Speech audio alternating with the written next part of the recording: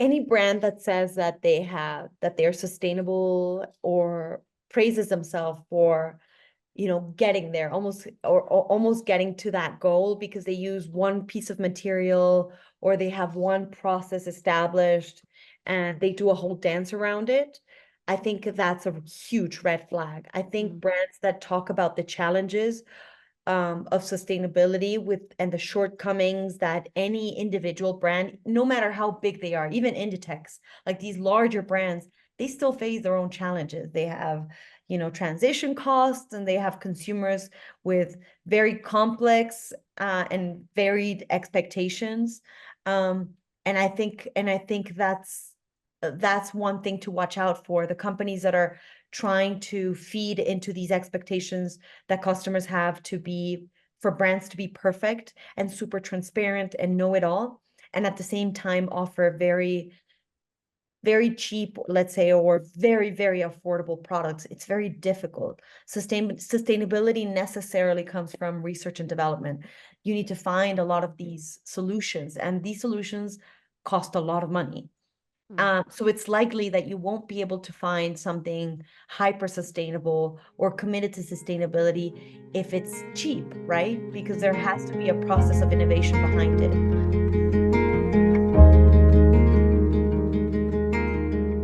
Welcome to the Moxie podcast.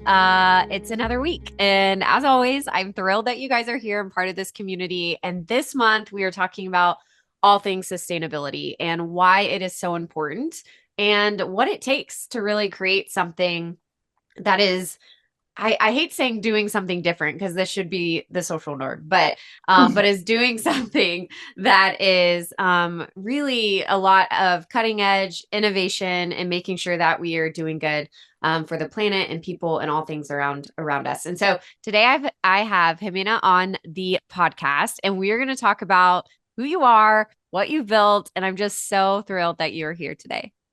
Oh, I'm so happy to be here, and I'm so grateful that you've made me part of this community, even for just a little while. It's so lonely, I guess, sometimes.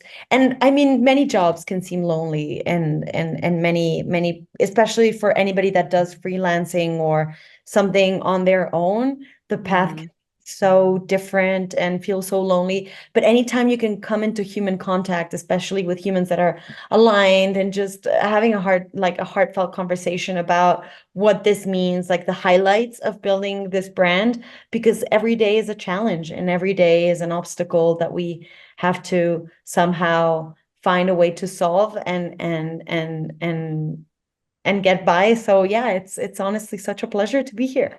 Yeah. And I want to encourage people the power of just connection, community, collaboration. We talk a lot about these themes on this podcast, but we met through, I think, Corollis, right? Yeah. Networking. Yes. So we both were like, we're going to do better this year of like connecting with people and making sure we utilize this like community well, because they have amazing community. Sometimes it can be really overwhelming because there's just so many great women who are part of it. But I was really proud of us specifically for like making action plans right after the last time we met, and being here today. So I am really excited for you to share a little bit about who you are. So I want to start there.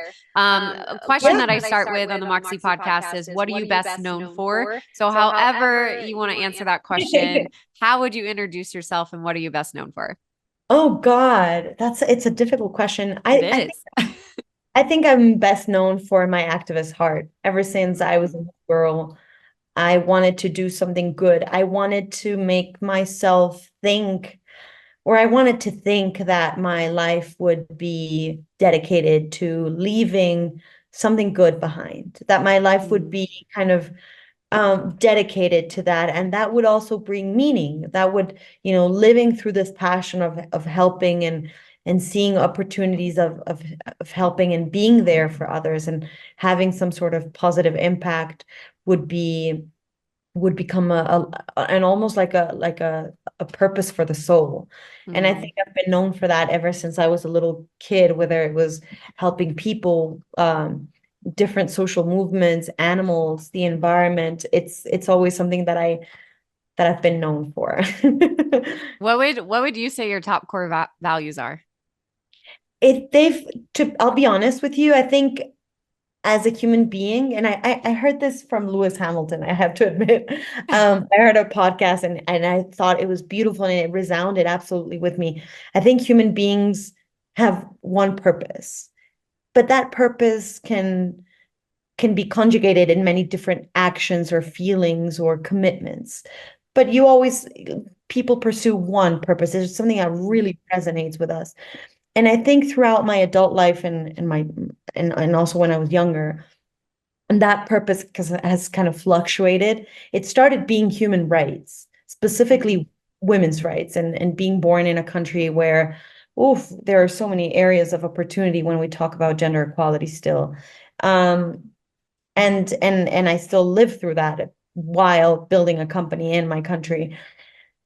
But that kind of transformed into speaking on behalf of animals and spreading a message about the sentience and the possibilities of animals having a complex emotional life that we don't really know about. I am no scientist. I'm an environmental lawyer, trying to give my message. I've been an advocate for reproductive rights, same-sex marriage, climate action, sustainable development, animal rights. That's what I mean about the fluctuating purpose. But when I went vegan, I guess, and when I stopped consuming any animal-derived products, from seeing, and it was actually a consequence of my work as a human rights activist.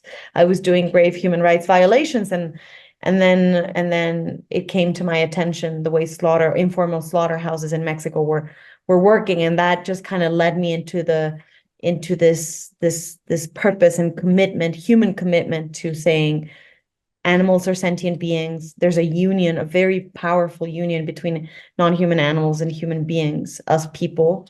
And that is the ability to have these subjective experiences. You can see if anybody has a companion animal with them at home, you can see how they feel joy when they're with you, or they can feel pain if they're sick, and that is sentience.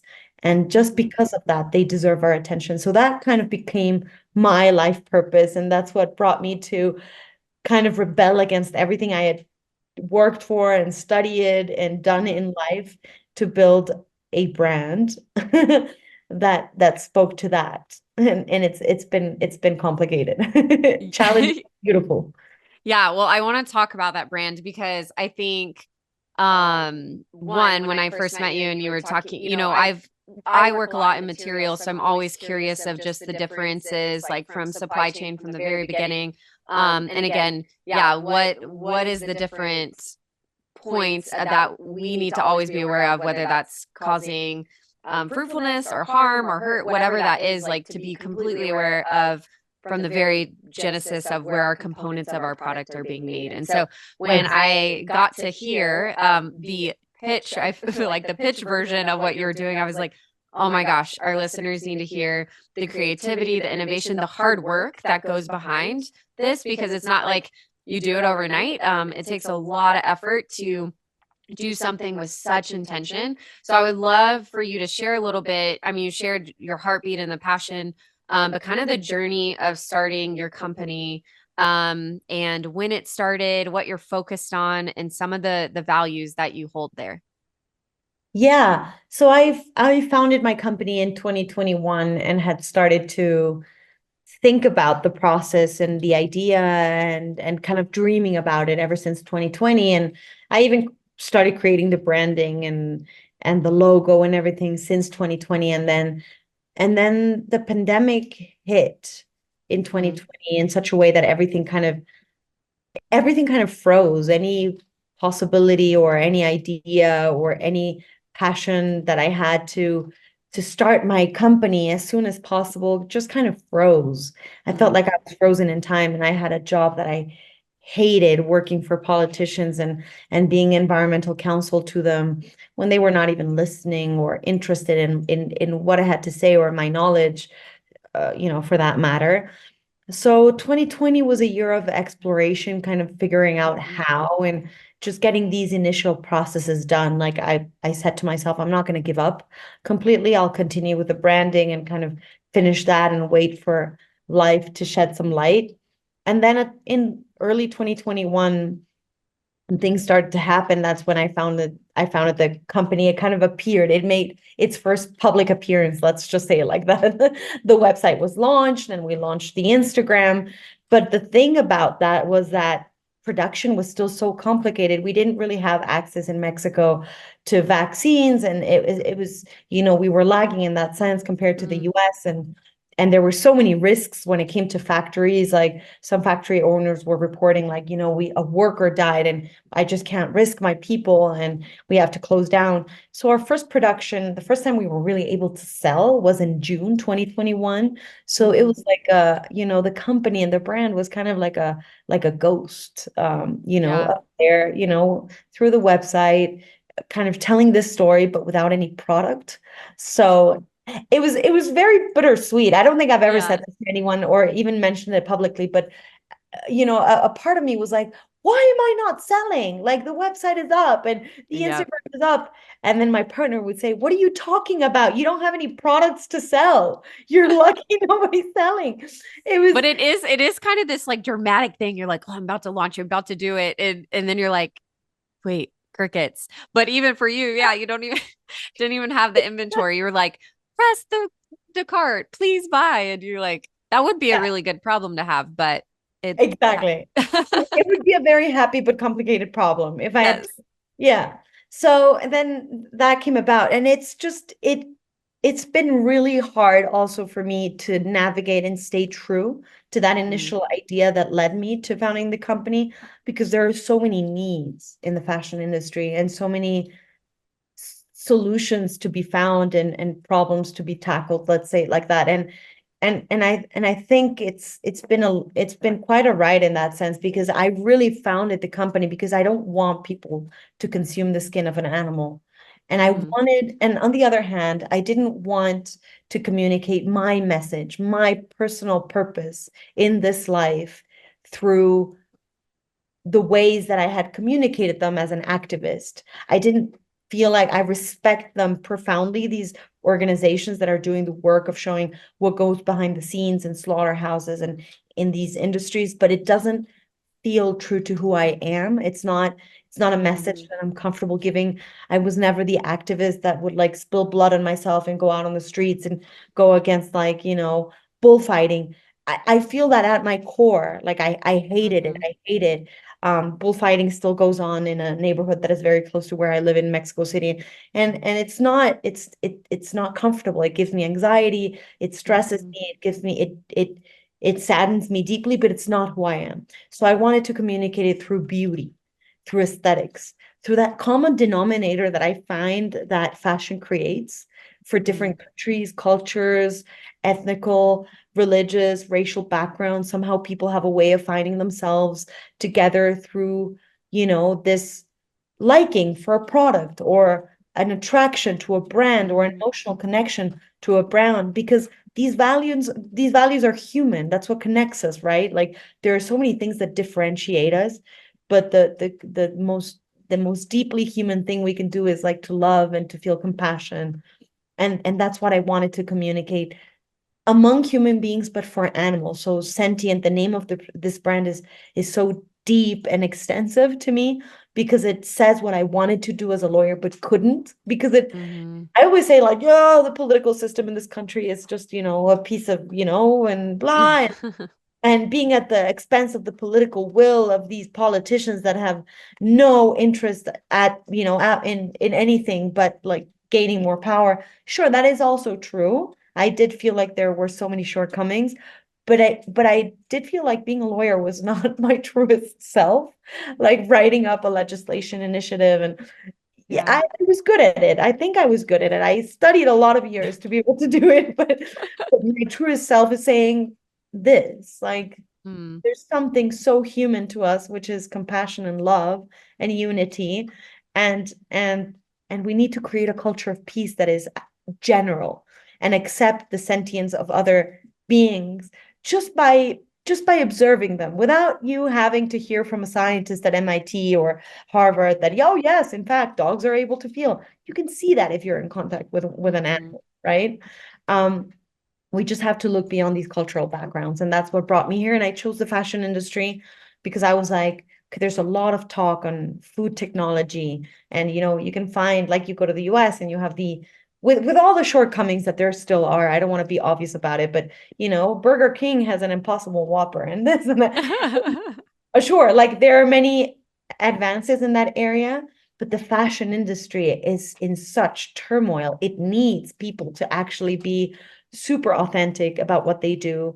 There are so many myths about what's sustainable, what's not, what's needed, just because the problems are so extensive, right? Mhm. Like from circularity to overuse of natural resources, Mhm. to human exploitation, to animal exploitation.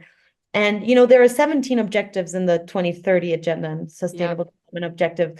I think the fashion industry needs to address all of all of them. them. Yeah. All of them, absolutely all of them, in many different ways. And one brand cannot be sustainable and cannot address them all in no way possible. That's just absolutely insane. And I also went into the fashion industry because I think the leather industry is one of the most mysticized. Like there are so many myths behind it, and so many, people think that it's good, and so many other people think that it may be sustainable, but so many other people think that it's horrendous. And I thought that my life purpose was to speak on behalf of animals, but using the skin of an animal that is being used for the leather goods industry, because it's so complex, and because I kind of wanted to peel the myths away through a beautiful product, um, and start a new journey towards compassion, unity, and sustainability from that angle. Yeah. No, I love it. I think you're right. They yes, need to adopt every SDG, but I also think you talking about that one company, one brand can't do it. It's such a collective effort. And I think there is this weird stigma or confusion around for the consumer. And I think that it's us that it takes a lot of effort to educate, to really make sure people understand what they are purchasing, what they are part of, the movement, that they're getting around. But also, I like that you mentioned circularity, because there might be something that's really great, but there's always the whole circular economy effect of what's going on, that we need to be paying attention to both. And so in sustainability as a whole, it's a large conversation, I think, and fashion can only hopefully go up from here. There's a lot of complications going on within the industry. But when you hopped onto this call, I would actually love to talk about this, the challenge of the wording, the challenge of sharing that story well. Can you talk through some of that? I would love to obviously get to your product, tell people all about that Yeah. too. But so maybe say that, like, people are like, well, what is it? What does she even make? We're just talking about sustainability. Why don't we start there? And then the challenge that we have as business owners too, of making sure that we're portraying that story well, where you understand, what you're a part of. Yeah, absolutely. And I mean, I don't want to overextend myself, but the reason why I was late to this incredible conversation is because it's so hard for people to really grasp the story. I think there are so many brands now hopping on the sustainability train, and everybody does it at the very superficial level, but to stay authentic and to say there's a universe of sustainability that I can address. I'm going to address this. And Exactly. for people to grasp that, and there has to be a connection between that story, our why, or the reason of the birth of any company, and the product it creates, and that has to stay coherent. um I'm going to interrupt because I would love for you to share with people how they can understand that that brand is authentic. Because as we know, there's tons of greenwashing, sustainability washing, fair washing out there. Like, we're actually going to talk about this on the podcast in later months about this. And then I'm also doing a couple case studies on this. But the sustainability marketing, and I call it like sustainability marketing gone wrong. This happens all the time. And there's these things that they are putting in front of you that are distracting you or making you think that this is a great product, when the reality is they're completely hopping on the bandwagon and greenwashing, and not being authentic to self. So can you share a little bit of like high level? Because I feel we don't want to say you need to do more due diligence. I know we have a lot of time. Our time is very limited, and sometimes it does take quite a bit of research. But some stuff that people can be watching out for, that is true and authentic, or maybe distracting and fake and not actually true to being sustainable? Oh, that's an incredible question. And I'm gonna try to answer it as best as possible because I'm still figuring it out myself, Mm-hmm. like how to be the most authentic. But I think any brand that says that they're sustainable or praises themselves for getting there or almost getting to that goal because they use one piece of material or they have one process established and they do a whole dance around it.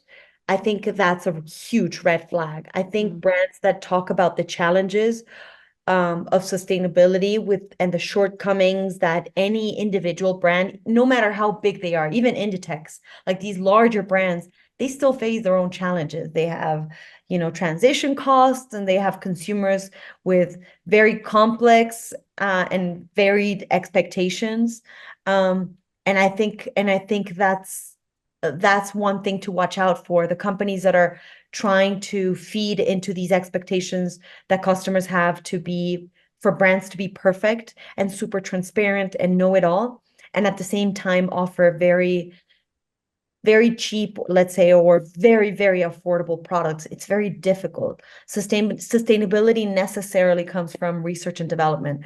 You need to find a lot of these solutions, and these solutions cost a lot of money. Mm-hmm. So it's likely that you won't be able to find something hyper sustainable or committed to sustainability if it's cheap, right? Because there Mm-hmm. has to be a process of innovation behind it. Um, so I would watch out for that. I think any company that boosts themselves like sustainable would be problematic. And we started out doing that. We said vegan and sustainable until I was like, wait a minute, no. And I mentioned sustainable just because we don't use animal leather. And I have all the data in my mind to say that. But then I was like, sustainability is so much more than that. Why are we saying we're sustainable? And that's a Mm-hmm. problem about, and I think as brands get larger and research and purpose teams get lost in communication with communication and marketing teams, Mm-hmm. it's even worse. So I would watch out for companies being more authentic, actually mentioning and trying to talk about the challenges and the things that need to be addressed when talking about sustainability. And I would trust companies that are more centered. If you have, let's say, and that's also my problem with communication teams and some agencies that we work with, we're talking about non-leather goods versus leather goods, but with a specific focus on plant-based blends and fruit blends and plant-based leather alternatives, which is even much more much Specific, more, yeah. yeah, much more specific. And we talk about the water usage and the water footprint of jeans. Like, no, like that's not my core. That's not my focus. That's not where I'm specialized in. I shouldn't be talking about that. I should allow a company that specializes on making jeans through much more sustainable and ethical and responsible practices, not myself. That's just greenwashing and using any Mm-hmm. possible data that's out there. So I would say that people should really focus on companies that are highly focused. They focus on what they offer, trying to make the best version and the most responsible out of it. Mm, love it. Okay, let's talk about your product now. The more What do compre you yeah, what do you make? How can people find you? Where can they I'm assuming we now have inventory people can buy from. So how can how can Yeah, they yeah, learn more about that? And we'll also everything that is shared we'll put in the show notes. But how about yeah, you share a little bit about the product. awesome. So we make the kind of the highest goal, let's say, or the more general, going from general to more specific. We make leather alternatives out of the best performing plant-based leather alternatives out there. These plant-based alternatives can be either fully plant-based, like Mirum, which is one of the alternatives we work with, and they're made in the US, or they can be blends like cactus vegan leather and apple leather, and all of these blends that are then blended either with biopolymers or polymers that come from water-based PU and so on. I don't want to confuse everybody here, but and we make handbags and accessories with these leather alternatives that we believe are the best in the market for three reasons. And I mentioned performance. I've seen a lot of startups doing research and development that have incredible ideas, but there's one thing to say about animal leather that we just can't, walk by as if it didn't exist. Animal leather is collagen. It's like our skin. We Mm-hmm. don't like aging, but our skin ages beautifully. It gets accustomed through like the passing of time. And that's what makes human and animal skin so rich. Like that's why people say like, oh, but you can inherit and pass it on through generations, leather bags. Absolutely. It's collagen, right? It Mm-hmm. comes from skin of a being. So I think looking for alternatives that perform well in the manufacturing process are key because it's very difficult for us companies working with material sciences and new innovations saying, oh yeah, this is durable. Well, Mirum, has been in the market for for a couple of years now, or Deserta has been in the market for 5 to 6 years. And yes, the idea is to make something durable, to make something that can resist the passing of time. Sure, that's part of a sustainability commitment, but it's difficult to say. We haven't, leather has been around for thousands and thousands of years, if even more. I'm ignorant to the timeline of leather in the presence of the fashion industry, but I think it's something that we need to say, specifically companies like us. We're looking for a good a a material that has good performance in the manufacturing industry, and that also allows us as a brand that is looking for creative integrity, because we're not out there copying what luxury brands are already doing and translating it into non-animal leather goods with more sustainable leather alternatives. No, like we need to Mm-hmm. proclaim integrate integrity in every aspect of what we do. Otherwise, there would be incoherence in our story, in how we do things, right? So at the same time, these materials need to allow us to push the boundaries of creativity and design, like our Sierra bucket. That it was honestly, it was such a masterpiece to make. It took forever to really get that boxy form and all the intricate details of how it's hand woven and all that with the leather. Mm-hmm. So it needs to allow us to do that. It needs to be much less resource intensive. Like Deserto uses almost 1,500% less um, water than the traditional chrome tan leather. Mirum, for example, emits almost 10 times less CO2 than the traditional chrome tan leather. So it needs to have a much more restricted use of natural resources and a much lower CO2 and methane impact in the world. Um, and then it has to be beautiful. It has to be aesthetic, Yeah. right? Well, consumers have to love it. Otherwise, how am I going to spread my message, right? I'm trying for consumers to reach and to kind of say, yeah, I'm going to participate in this lifestyle of unity and compassion and love, as hippie as it sounds. I would have been a great 70s kid, by the way.